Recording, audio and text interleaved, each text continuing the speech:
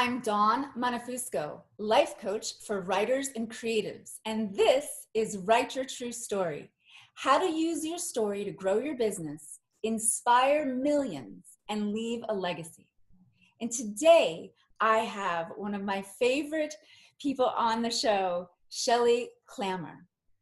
She is a counselor and an expressive art educator with the International Expressive Arts Therapy Association. Shelley supports people to authentically self-express, release emotional pain, and find inner calm through expressive arts and writing practices. Her e-courses can be found on her online school, expressiveartworkshops.com, and I'll be sure to have all this information on Shelley's page. Hi, Shelley. Hello, Dawn. Hello. Pleasure to be here. Well, Shelley, tell us a little bit about what you do. Let us know, and then any projects you're working on. Okay. Well, I'm so excited to do this chat with you because I actually don't get to talk about my writing a lot. People want to hear more about, the art side of things because my business is called Expressive Art Workshops, but I'm actually a very passionate writer, and I write all of my stuff on the edges of my full-time work. So over the past 10 years, I've worked full-time as an arts facilitator in healthcare, and now I have a full-time private therapy practice. So writing sort of fits into the nooks and crannies of my spare time, and that doesn't mean that I don't get a lot of writing done. I'm really super passionate about writing, and it was just so fun to prepare to talk to you because I just had all these ideas about what I wanted to talk about from my writer self. That's awesome. Yes. And so for projects, what I'm doing right now, I've written 20 e-courses, expressive arts e-courses mainly in the last 10 years. And so I just mounted them up on this gorgeous new learning platform. And I thought, oh, good, I'm done.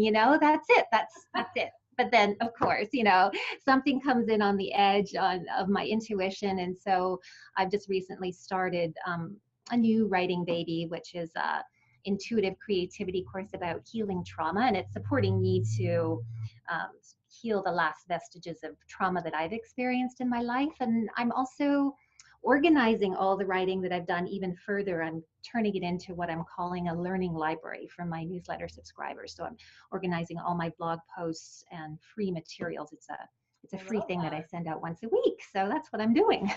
Wow. Good job. Thank you. Yes. So tell us a little bit, we're going to talk about, how authenticity and vulnerability in storytelling, which is specific. It's different than what, people, I think, when you Google storytelling with business, to be quite honest, I used to be like, because I assumed it was making up stories to get more of something, And then over the years and working with intuitives and working with very heartfelt, amazing entrepreneurs and meeting women entrepreneurs and how they do it, I realized that when we actually speak our truth and our authenticity, we attract the people that need us. Can you tell us a little bit about how your, that authentic, vulnerable storytelling helped you attract the people to work with you? Okay. Well, I started to try to write authentically when I was 10 years old. I was a little dedicated journal writer, and that was like 40 years ago. So it was like a little tiny journal with a little flimsy lock and a key. And what I used my journal for was, back in the day, there wasn't even really self-help books available that said, feel all your feelings. And so most of my friends and I grew up in families where it was just, smile all the time, be happy. If you were sad or you were angry, it was really disturbing to your teachers and your parents. And so I needed a little place to put my feelings. And so that's when I started doing that. And it was, it was very secretive. And I was scared that people would find out that I wasn't feeling happy or or that I was upset about something. So I would write every night and tuck it away in my closet in a really good hiding place. And that's where I kind of started. And then when I was 18 years old, I bought my first self-help book. It was one of the early ones. It was by a psychologist, or a psychiatrist rather, named Scott M. Peck. It was A Road Less Traveled. Very dense for me to read at age 18. But the very first line of the book was, "Life is hard." And I was so elated about that because I just, I was, a teen pageant queen. I had a smile on my face 24/7 when I was a teenager. And I just thought I had to be happy all the time. So when I read that, it really gave me permission to start taking my journal writing in a more honest way. Like when I was finding things hard, just to admit, this is really hard for me. And so I carried on as a journal writer all the way until I was 40. And then I started sharing really personally on the internet. I started a blog way back when, 10 years ago. But, blogs were really new back then. Yes. Oh, brand new. Yeah. And so I started an expressive arts process blog where I created, two or three pieces of art a week, and then I would just really write quite vulnerably and honestly about what it was, like my whole personal process, and then that morphed into me teaching and becoming a therapist, and that's where I am today with that. Yes. Oh, that's awesome. You know what's interesting is in 2005, I started a blog too, right? And I thought it was, oh my God. I was like, oh, you mean I don't have to go to the library and make copies and staple it and hope that a couple of people read it? Like all of a sudden I had a link, and I could just, even if it was my cousins and a couple of friends, it was, here's what I'm doing, here's my life. Yes. And it was, as a writer, when you're little, you just want people to read, And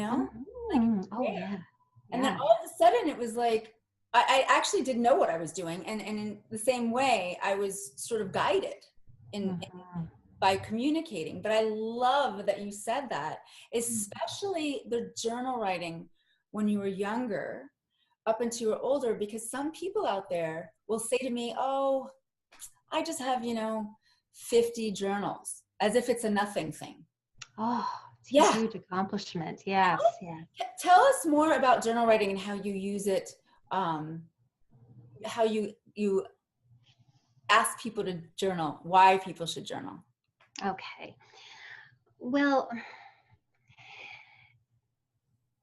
I think we all are super familiar. I mean, when I was about 30 years old, I came across Julia Cameron's book in the morning pages. So many of us who are writers, I mean, we just like, oh, yay, this is wonderful place. So I've written a couple of morning pages journal courses just because I was struggling with a lot of emotional pain when I was journal writing. And I found that just the simple brain drain method wasn't quite right. I was coming up against a lot of walls and resistances and struggles with sort of expressing things. So I've written some guides to helping people, encouraging people through my own story to kind of make it through the hard stuff, and why you would want to do that, why you would want to get to the other side, because it's really easy just to go, well, I'm just not going to write today. It just feels too hard.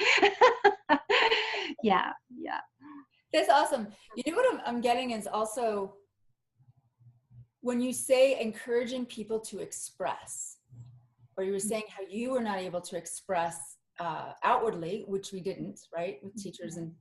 And I think that like some of your courses, I'm just going to say this, would be very helpful for people who do want to write about their story in order to attract their tribe and their community, but they need to start slower. So I'm curious, were you ever afraid? Were you ever once going, oh my gosh, here I am diving into this beautiful, career and calling, but I'm a little bit nervous about sharing my story?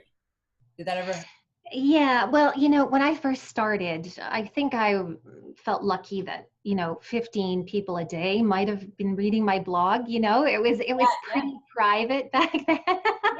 And so I was just all out there. So I was just making close friendships. I wasn't yet a leader or a teacher or a therapist or anything like that. So I did a couple of years of writing like that. And then, I went into my therapy training, and I changed the direction of my blog a little bit and started to do a little more of my work behind the scenes, just because I do think it's good to share a little bit. But if you're, trying to lead and teach people and you're right in the middle of your muck and you're sharing everything, and I don't share all of my muck because, I really do want people to get the healed version of the story. And sometimes when you're in the middle of it, you're a bit emotionally needy, and then your clients sort of think, oh, I have to help you. And I've Yes, had that yes, experience, yes. right? And so I now, as a therapist and a teacher and a leader, I make sure that I share stories that are quite healed, so that the wisdom is in the story. It's still the same story, but there's no emotional need. There's just this wisdom. And so, yes, I think that courses are a great way to practice in a little small community, because I think that's how we learn to tell our truth. We tell our truth first to ourselves, maybe in a private journal, and then we go into a very safe space with other people, maybe just one other at first, like with a therapist or a friend.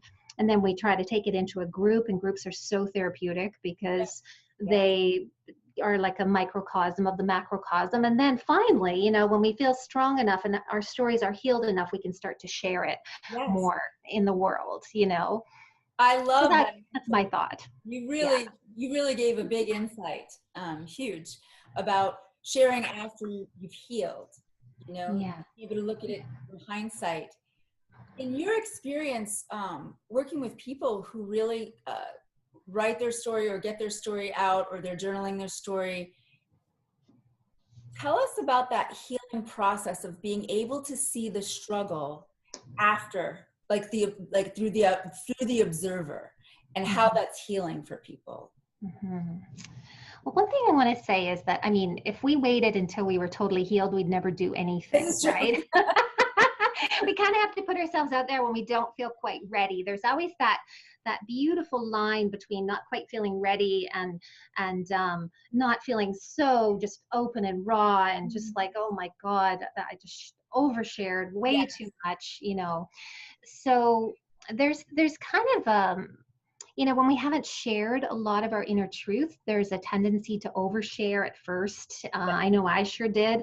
And I wanted to experiment. And I think we just have to find that line. I work with a lot of people who struggle with self-expression. So there's kind of this kind of testing you have to do. Was that way too vulnerable? Oh, okay, I'll try a little less. And today I'm going to push a little bit more and share more of myself, because obviously when we don't share enough of ourselves, we get bored. We we don't like the situation when we're in, when indeed it might just be a problem of us not really sharing who we are with people. Excellent, excellent Yeah. answer. I love that. Would you be where you are today if you decided to keep all of your stories to yourself?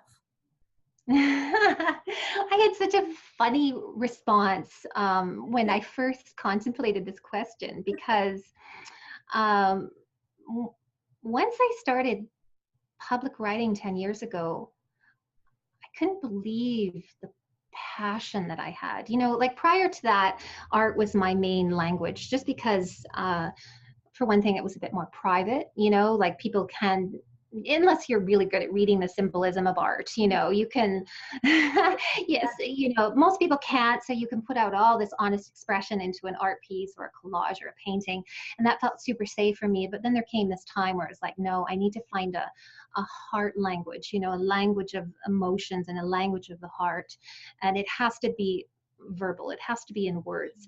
So that's been my passion for the last 10 years, and to the point of almost my family would say like an obsession. Like I now as an artist, my creative practices are, I decide what I do a practice every day. So, I just decide, okay, this year I want to invite more flow into my life. So I'm going to do a year of watercolor paintings.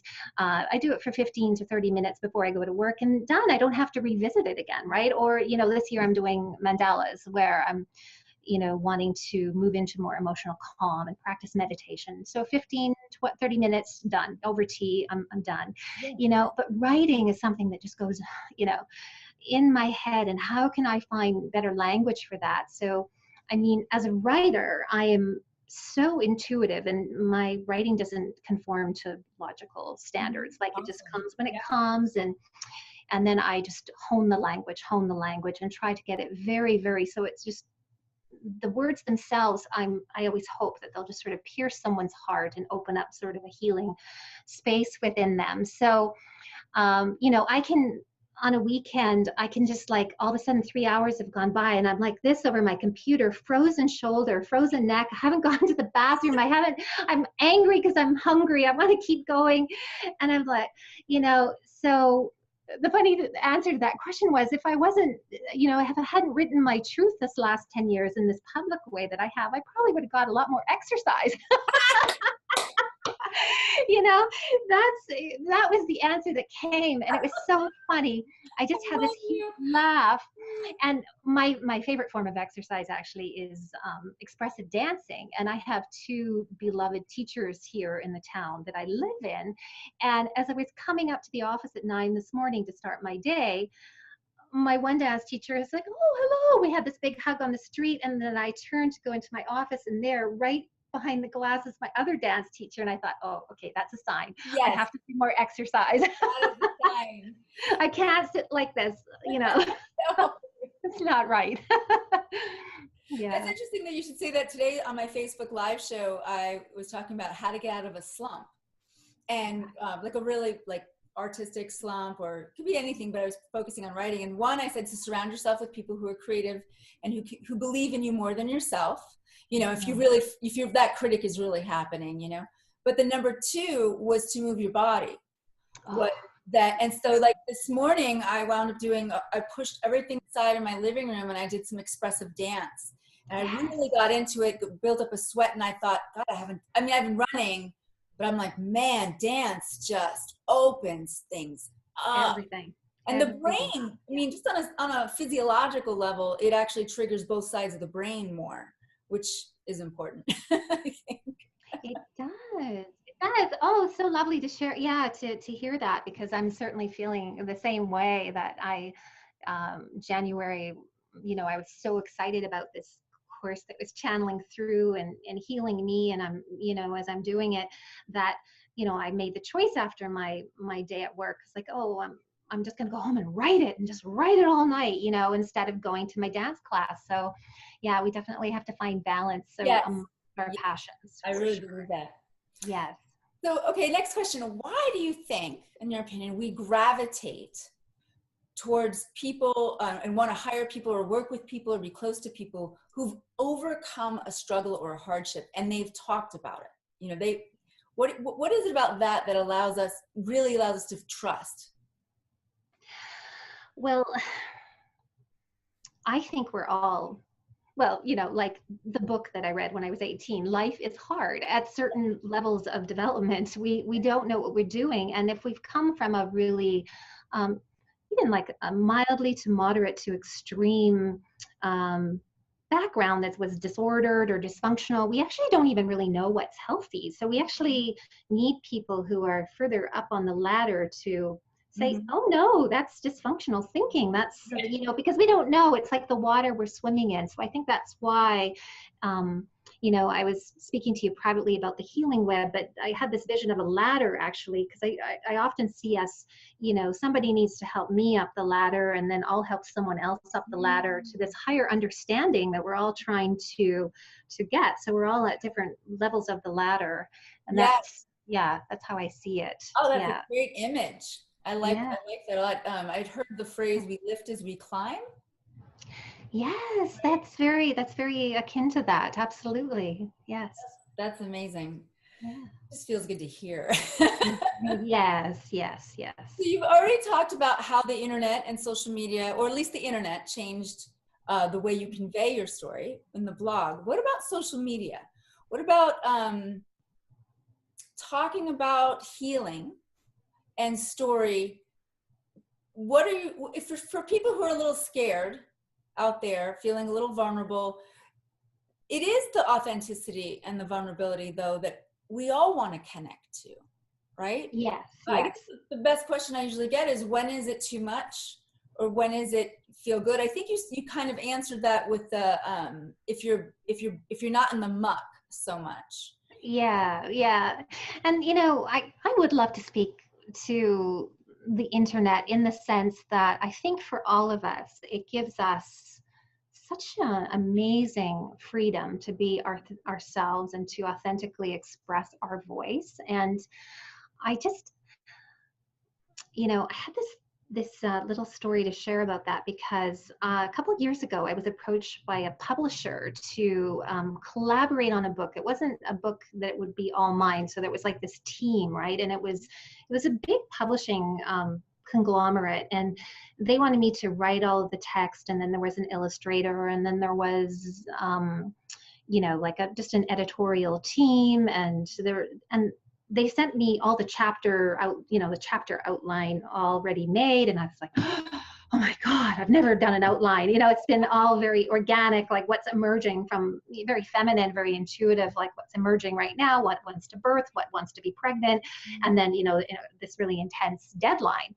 And it really gave me an appreciation for this wonderful freedom that we've really never had in human history, where if we feel compelled to say something, we can just say it and publish it ourselves and put it out there. And and I'm really in a blessed position now because I have a lot of readers. Like, I started out with 15 readers on my blog a day, and now I have 1,500 readers a day. So when I put something out, it gets to a lot of people, and over time it gets to a lot of people because people come in later and look at it again. Yes. And so I think we're changing the world with the internet and having the freedom. And I think that all of us coming together in our various authentic voices is really, like I said, when I was a kid and there was no self-help books to read, and I just had no picture as to what life could be outside of the idealistic sort of perfect family that everyone was supposed to be back then, and so having all these stories that are authentic, I think it's just a tremendous beautiful gift that we can just treasure, that we can just self-publish anytime we want. Even if we want to write a book, we can just put it on Kindle if we want to, right? I love that answer. I do feel like this, yes, we're connected. Yeah, we hear a lot of bad things, right? But it truly is one of the best times in human history in terms of connection, in terms of being able to help others who are across the world, Yes. And in little ways, we really, I'm sure you've had this experience of people reading your blog or something from halfway, all the way around the world and say thank you. Whoa, It's so amazing. And that's a beautiful point because back when I was young, if I lived in a small town and I couldn't find anybody that I could really relate to on a deeply creative, femininely powerful way, intuitive, creative way. There wasn't anybody that I can think of. I just didn't meet a person like that. Yeah. And so when I got on the internet and found that there's so many people like me, but they're not in my town necessarily, but they're all over the world. Oh, that just, my heart just blossomed with that. And I was just, go, I'm just going to write what's in my heart. And I was off and running. Yes. It's amazing. Just doing the research and finding people like you, I literally felt myself almost like look up more. Like I felt like I could see wider by meeting people via internet and asking them questions, Yes. That came to me, that question just there. Anything that you would like to say to someone out there who is just really nervous? Any bits of advice for the beginner? Say there's a woman out there who's starting her own business. She does have a beautiful story to tell, and she's just nervous about getting started. Yes. I've talked extensively before about just, wanting to I was just talking to someone about this yesterday. We were both talking about how sometimes we just want to win over our fear. We just want to win. Like we get tired of our fear crushing us down and keeping us small and protected and safe, right? But sometimes we just have to kind of push through and push over. And I know when I first started my public career on the internet, I was scared all the time, sometimes for days. I'd go in and I'd change my writing and make it really more generic, and then I'd go back and I'd put all the good stuff back in, and it was a real sort of stretching the rubber band of kind of how safe and comfortable I felt versus how much I really needed to tell my truth. And I think we have to kind of do that at first, so we start to get more positive feedback. And this is so nice about the internet, because you can get comments and you can get people saying, oh, that really helped me. And then you go, okay, well, I'm just going to stretch a little bit more to tell my truth, because somebody needs to hear your truth. It might be one person, it might be a million people, but somebody needs to hear it. And if you feel compelled to tell it today, then there is meaning in that. And to follow through on that, it just creates the next step and the next step and the next step. Oh, and the next step. yes. I love that. This is great. I've really enjoyed this. I've really enjoyed all. Is there anything else you would like to tell the audience before we wrap up? Sure. So we had discussed a free gift, right? Like a course. And so I've done a webinar walkthrough of my own expressive journals, just as something I've made it through, like we talked about, a real crisis in self-confidence when I was a younger mom, about getting my work out in the world, and very much on the theme of what we're talking about today.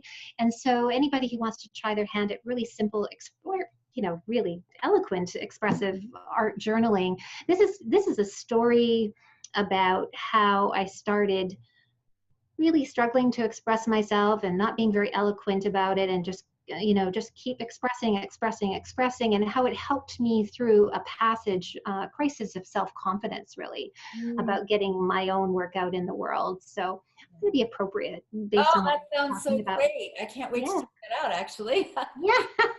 Everyone just go look at Shelley's website and check out all her stuff on YouTube and her videos. It's amazing. Like, it's just a great go-to. And I was telling you before we started the interview, and I'll tell everyone else, seriously, when you start listening to Shelley's work and dig into her stuff, I have not bought a journal without lines in a long time, and I'm so excited to get away from the words and just express myself however I want, in shapes and pictures, in multimedia, because it's so important that we realize that even as writers, we're artists, we're creatives, we're always creatives, right? Yes.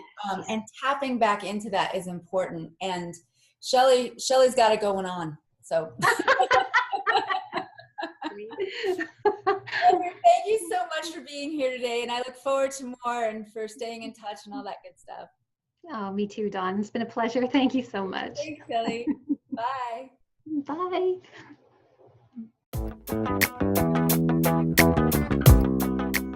ExpressiveArtWorkshops.com